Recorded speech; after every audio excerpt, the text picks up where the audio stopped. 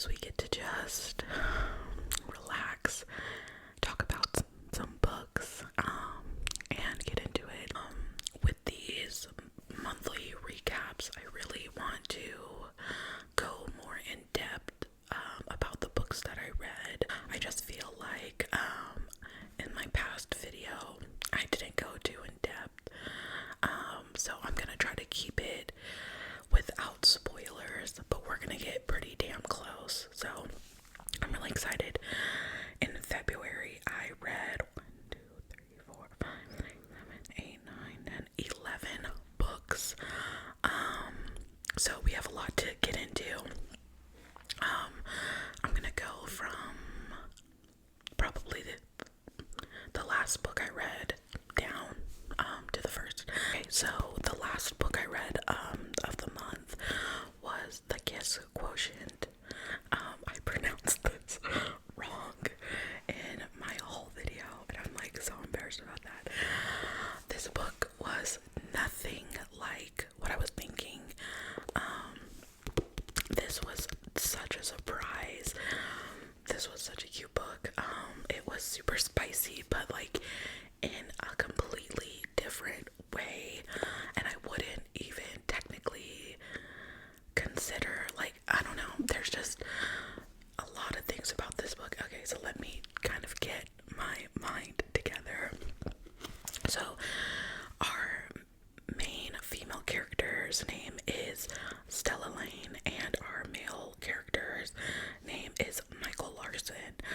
Stella she works in economics. She's highly intelligent, and her only downside that she feels is like she is not good with communication, talking to other people, being social. And one of her coworkers actually tells her, like, you know, I would totally sleep with you if you weren't so weird, pretty much. And he's like, you know, you need to practice, you know, before anybody can take you seriously, like in the bedroom. So, and there's a reason why Stella is like that, and the book goes all into that. So, you know, Stella's like, you know what, F this, I'm gonna hire an escort, like, I'm gonna do the deed. So she ends up hiring an escort, and oh my god, I don't want to like give it away because it's so good.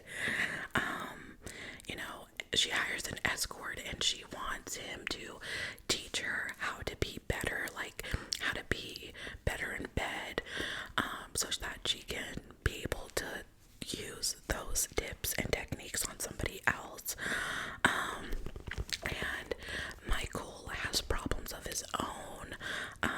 You know, his mom is really sick and he's taking over her medical bills, and you know, there's reasons why he needs to escort, and you'll learn about it all in this book.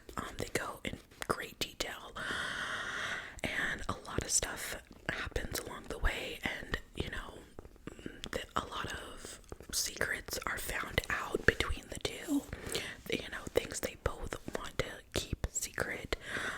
And I just feel like this book was written in such an amazing way, like you really understand.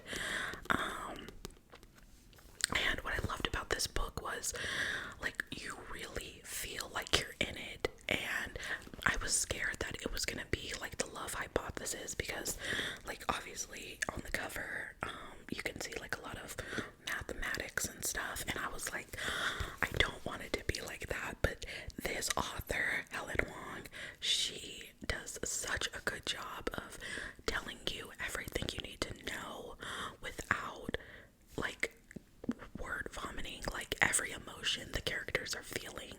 And I love that because I truly felt like I was like watching over these characters, like while they were interacting.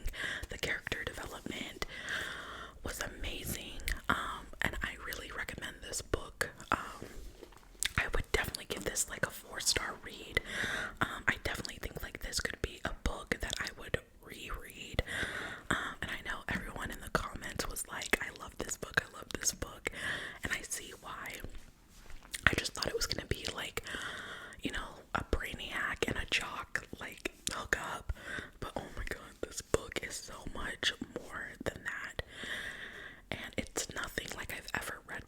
So like I said, I definitely give it like 4 stars. It's so good. So the next book that I read, a lot of opinions about this one, and even myself, I have so many opinions. The book I read was Verdi by Colleen Hoover. This is the second Colleen Hoover book I read this month, and we're gonna get into it. This book is a romantic thriller. Our female main character, Lowen, is a writer. You know, she is very not secretive and not shy. Those aren't the best words to describe her, but she doesn't like to be in the spotlight. She doesn't want people to know, like, okay, this is me who writes these books. In a way, she doesn't, she's just not good with the publicity side of like being a writer, and everything that comes along with that. So her agent, who she was romantically tied to, but that really doesn't have anything to do with it, so that's not like really a spoiler. I just thought that I would let you know. Her agent gets her in touch with Jeremy Crawford, whose wife suffered an accident, and she's like a really well-known author, and she's not able to finish her books. So she needs to hire somebody to come along and go through her notes and finish writing these books for her to publish. And they kind of present it in a way to Lowen, and they're like, she's gonna get better, and that's what they're telling her fans, is like, she's gonna get better, and this other author's just coming in to like help her and like add her touch, but like it's still gonna be Verdi's books that y'all are reading. But Verdi's publishing company is like releasing statements to her fans, letting them know, like, oh, she's gonna get better, she's gonna heal, like, this is just a little blip. But that is not the truth, and I'm not gonna get into all of that, but this book was twisted. I definitely do not think that I could read this book again. Some of you in the comments actually like gave me kind of like a trigger warning about this book, which I appreciate so much. Lowen goes in to Verdi's her office, and she's trying to go through her notes to like figure out, okay, like, what is her style of writing, and she just comes across something completely different regarding Verdi and her secrets, and she's actually like writing this whole autobiography, and she's obsessed with her husband. Verdi is obsessed with her husband, and pretty much, without giving too much away, she hates her life. Like, she wishes that it could just have stayed the two of them. She goes into great detail about her children, and a lot of stuff is written, and Lowen is conflicted on like what she should do. Also, she's like falling in love with her husband, with Verdi's husband, and she thinks like, Verdi is after her. I don't want to like spoil it. This was a good book. Like, I'm not gonna lie and say like it wasn't a good book. It was a great read. You definitely like felt like you were in the story, and as you're reading this, like, you want more. You want to know more. Like, you have to figure out what happens. I definitely think like it could be really triggering to some, because there are like some pretty heavy topics discussed like throughout this book. And I think I said it like in one of my videos, like I just had a baby 15 months ago, so a lot of this stuff like can be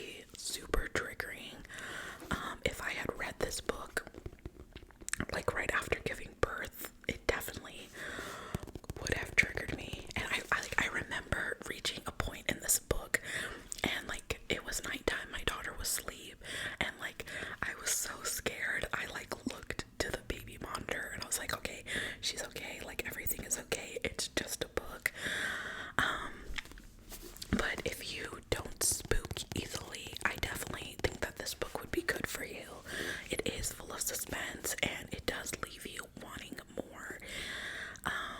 Even at the end, there is, to me personally, I feel like it ends on sort of a cliffhanger in a way, because all of the facts are like presented in front of you, right? And you still don't know the truth, the full truth. And I don't know, like, if there's gonna be another book written for this book. I highly doubt it, because it kind of is like a one and done kind of story. But there's still a lot of unanswered questions within this book, so I would definitely give this book a 3-star in my opinion. I could have done without some of the things that happen within this book, and that's just me. I think she still could have written an amazing story without going to that level that she went. So that's just my opinion. Alright, so the next book that I read was a lot of y'all's favorites, and I had so many positive reviews in my comments. A lot of you really loved this book, and I too loved the hell out of this book. It is Daisy Jones and the Sixth. When I talked about this book in my haul, I said that it gave me Fleetwood Mac vibes, and oh my god, did this book live up to that. This is not typically a book that I would reach for. I am very much like a romance, like almost smut kind of girl, or thriller. But I loved everything about this book. I love the way that this was written. It was written in an interview sort of way. So you're kind of going through the motions of how this band became or came to be, and it's written in an interview way, like they're telling their accounts and everything. Beautifully written. Oh my gosh, it just travels through the history of Daisy, and then the band who was the Six, and you know how they came to be, how everything happened, what it's like being in a band, the trials and the tribulations. You know, you see these bands and they're touring and they're having fun, and you see the chemistry flowing between all the members. But I think that this did such an amazing job of telling you, like, yeah, that's what it looks like on the outside, but trust and believe me, on the inside, some fucked up shit is going on. And that's what this book did. Like, obviously, in the 70s, we know, you know, drugs, sex, rock and roll, like, that is a prominent statement, but this really goes in and shows you the nasty, the dirty, the ugly side of that cycle and what it's like. I cannot wait to watch this series, and I felt like the author did an amazing job of, you know, letting you know about every single member, because there's 7 people in this book, and there's managers and producers and, you know, a whole team that makes this band work.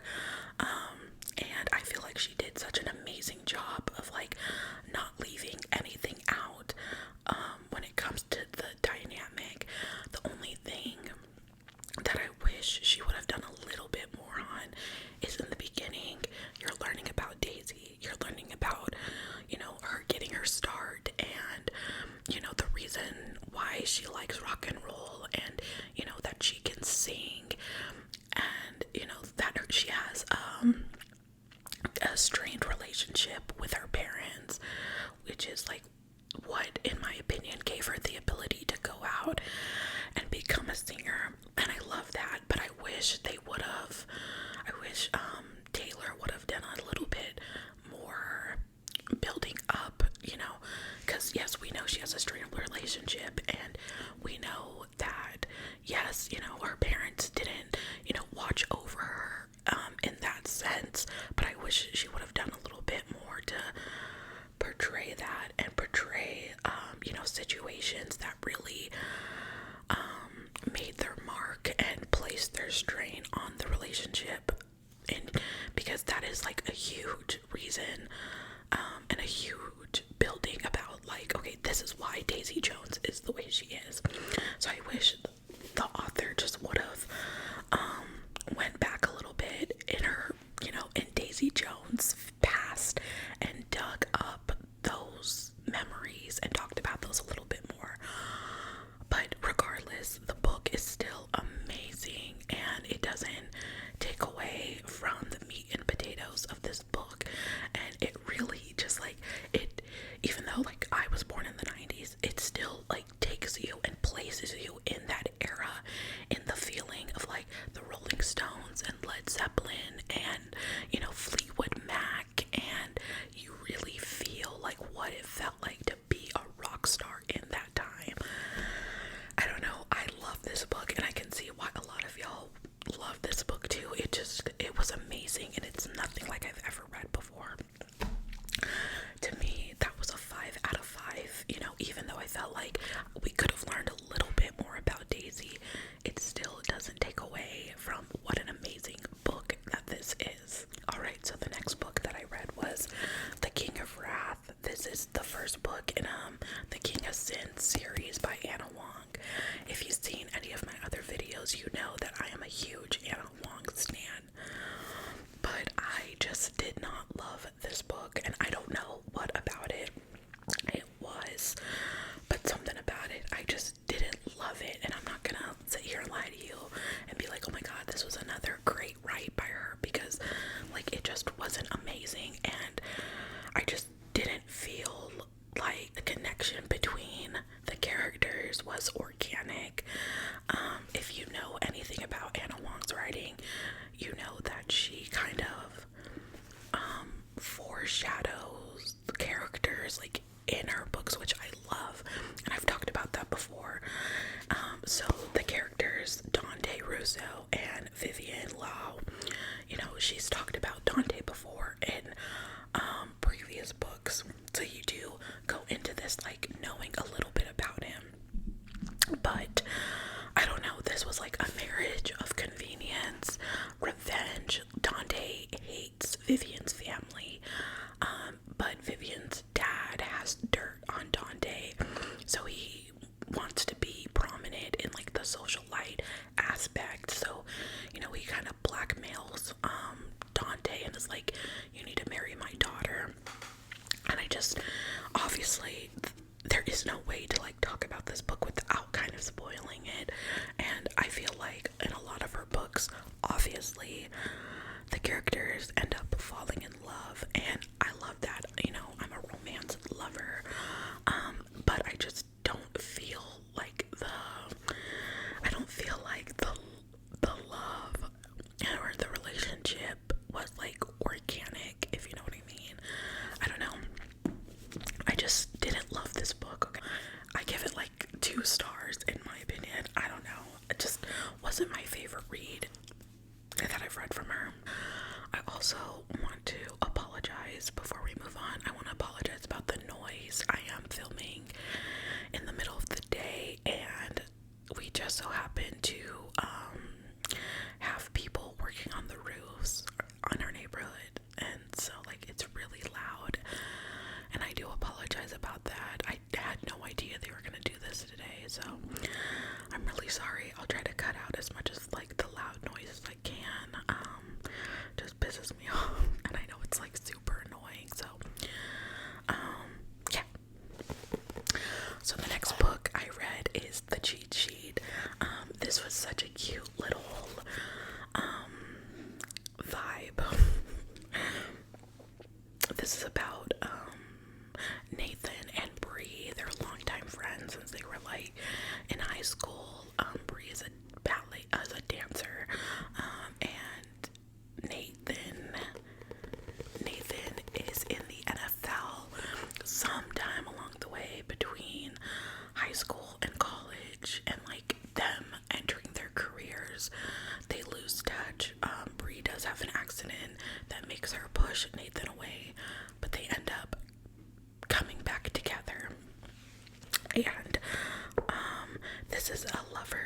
Friends to Lovers book. It's pretty small, pretty short. It was super cute. It was a pretty short read. It was super like to be expected. Like everything that happened in this book was like to be expected. I think I read this like in the middle of the month or towards the beginning of the month, and like nothing about it like stuck out. Like everything that you think is gonna happen in this book happened. It's just like a stereotypical romance, like like I said, friends to lovers situation. It still was super cute and we loved that, but nothing about this book was like substantial that like I would pick it up again. I definitely like would recommend it to like get you out of a reading slump. Like it's super cute. There's no like third act breakup situation, but it is predictable. That's the word I was looking for. It's very predictable. Like what you think is gonna happen happens, and yeah, like that's just it. Alright, the next book that I read this month was The Sun Is Also a Star, and I loved this book. Everything about this book is super fast paced. Like the main portion of this book takes place in one day, which is not something that I typically love, but this book is all about falling in love and, you know, the trials and tribulations that can come with falling in love with someone who is different than you. This book reminded me so much of my husband and I's relationship because I am black. I'm, you know, Hispanic and black. My husband is Korean. And we come from two very different cultures. This book just touched on all of that information and what it is like to be in an interracial relationship. I think that this book did such a good job about like self-discovery and discovering like your preferences in a person and letting go and falling in love. I think it just did a really good job of showing you like, yes, you can be in love right now, but sometimes love cannot withstand all of the things that come with life. So I think this was a really good book. Alright, so the next book is highly talked about on Bookstagram. It is The Fine Print, and this was a very cute little story. It is like actually super thick. This was longer. This is definitely, in my opinion, a very predictable, grumpy sunshine kind of situation. Our main character, Rowan, his grandfather passes away and leaves him and his brothers a sort of contract-esque vibe thing that they have to complete in order to get their inheritance. And Rowan, his father was an alcoholic and kind of shut down Rowan's interest in art and was like, you know, that's not manly, that's not what men should be doing, you know, you're weak kind of vibe. And Zara works at the amusement park that is owned by Rowan's family, and she works there.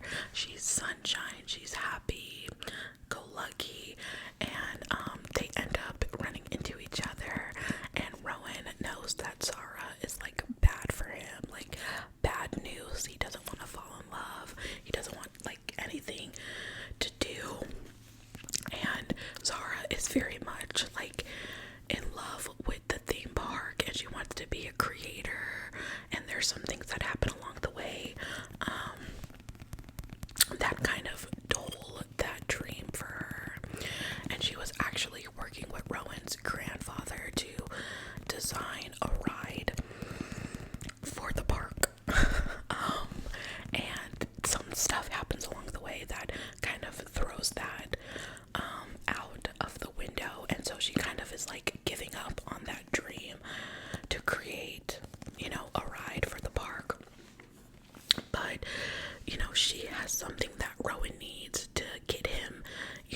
his inheritance, and she thinks, oh, okay, like he's just an asshole kind of vibe. It was super cute, but it was predictable. Grumpy sunshine, almost like enemies to lovers kind of vibe. And I think there is like some slight catfishing, in my opinion, that goes on between the two. It does happen. Very predictable, very cute. I also feel like maybe it was a little bit too long for what it was worth. Like, I felt like the author could definitely get the story out in like a shorter way. It was a good book, but it didn't make me want to read the rest of the series. And I know that like the last book just came out. I think it was called Terms and Conditions. There's 3 books altogether, if I'm not mistaken.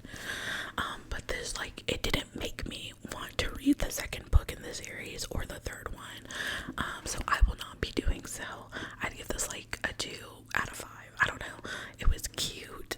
It was adorable, but like I didn't fall in love with the characters. Okay, so the next book I did talk about in my haul again, and how it was a little bit controversial. That's so I heard, and I can see why now. It is. It Ends With Us by Colleen Hoover. I have a lot of unpopular opinions about this book. Everyone's like, oh, it's not a romance, it's not a love story, blah, blah, blah, blah, blah. In my opinion, it is. It's a very true and raw love story, but that's what it is. I don't think she set out to write this book with the intent that you will fall in love with the characters. To make a long story short about this book, it is about domestic violence. It's about the journey of Lily and Ryle falling in love and how their relationship got to that level. Lily's mom was abused by her father, and her mom did nothing about it. She stayed with him. And I really truly feel like this book takes you through Lily going through all of the same things, and how she makes it different for herself, how she chooses to not be with, or how she chooses to not be like her mother. And I love that. I relate to a lot of this book, and that's why I find that for me this book isn't triggering, or like a lot of people are saying it is for them. That's why I resonate with this book a lot, because I have been in the same situation as Lily. And I think that the author does a really good job of, painting the picture from the beginning of like meeting this guy, falling in love, and somewhere along the way the relationship turns tumultuous, and you don't know why, and you don't know how, and you don't know, as if I'm the main character, you don't know, like, how could my relationship get to this point? How am I living in the same footsteps as my mother? That's what I feel. I feel like yes and no, it's a romance book, but I feel like more than anything, it takes you through what it's like being in a domestic violence kind of situation. Either you're gonna stay with the person or you're gonna leave, and this book does a good job of like, can I live with this, or can I live without this person? Can I live with these situations and abuse and all of the things that come along with it, or am I better off living without this person? I enjoyed it because I resonated a lot with it. So for me, it was like a 4 out of 5. But it didn't make me want to read It Starts With Us, which is kind of like a continuation of this book, and a love interest that pops up for one of the main characters. Okay, so I have 3 more books that I read this month. I did really dive into my thriller era this month. I read a really popular, highly recommended thriller book, Local Missing Woman,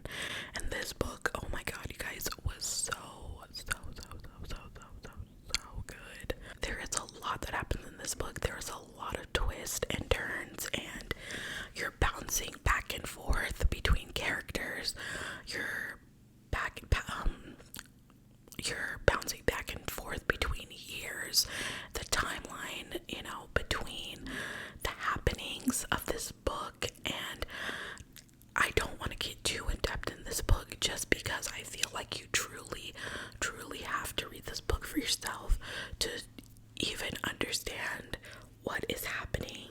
A mother and a daughter go missing, and that is really a lot that I can tell you, because even though I read this book very early on in the month, it stuck with me. That's how good it is. That, like, and it's all flooding back to me, and I don't want to spoil this book.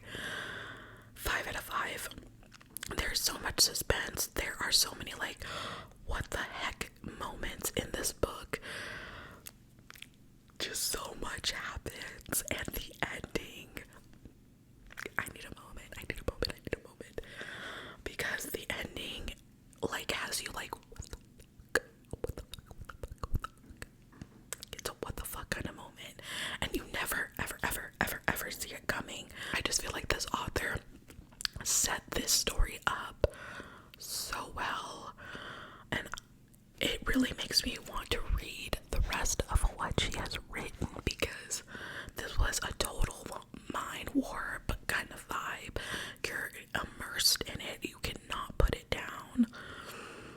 Chef's kiss. Okay, so following the thriller vibes. This was the second book I read this month, and this was actually the first thriller book that I read. This book, let me tell you, I read this book in one freaking day. That's how good it is. When people talk about this book, they are not exaggerating with how good it is, how suspenseful. There are twists, there are turns. Frida McFadden does an amazing job of roping you in, getting you to think, okay, this is happening. Oh, this is happening. Nope, it's not happening. Psych, whatever you thought was happening was in fact not happening. Plot twist. This is about Millie. She is a felon who just gets out of prison, and she reports to a parole officer. And, you know, in order to not go back to prison when you're on parole, you need to hold down a job. Well, she gets fired from a restaurant job, I believe, and she's like, okay, I need to go. I need to get my butt into gear and find another job. And Nina Winchester is looking for a live-in housemaid kind of vibe. She needs like a nanny, cleaner, blah blah blah blah blah.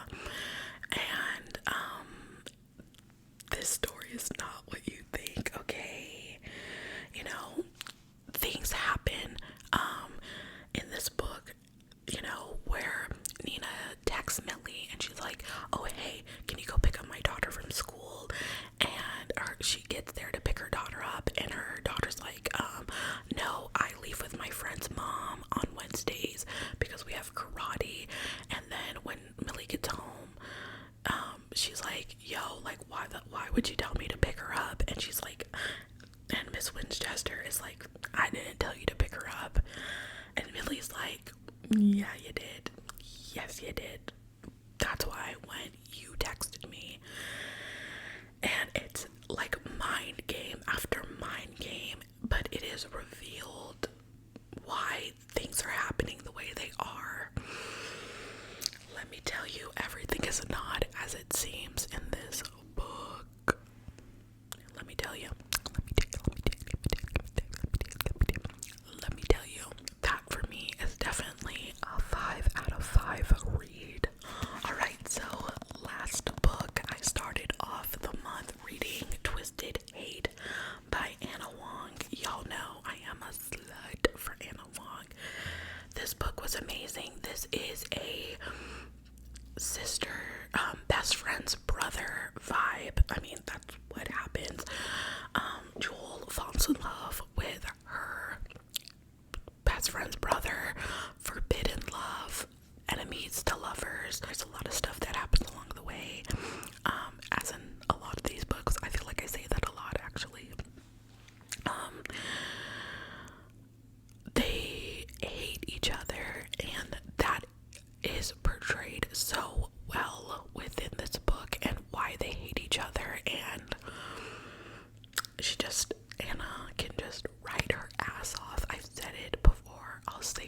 She is an amazing writer.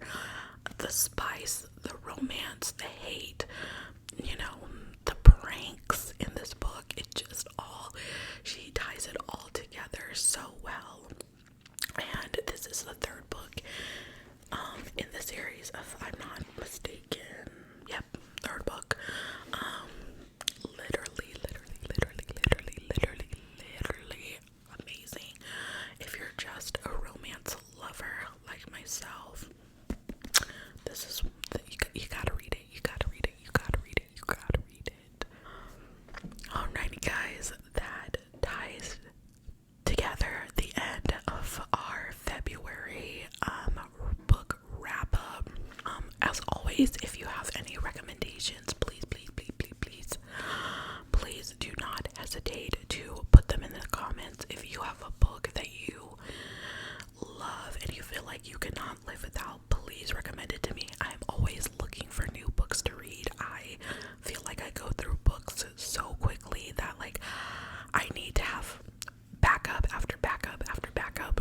So do not hesitate to put that in the comments. If there's a type of video you want to see from me as well, please put it in the comments. I'm always open to suggestions, and I would love to create content that you guys would like to see. I just want to say thank you again. I know I say thank you in a lot of my videos, but I just want to say thank you to all of the love and support that I have been gaining on my videos. I don't really know what I was trying to do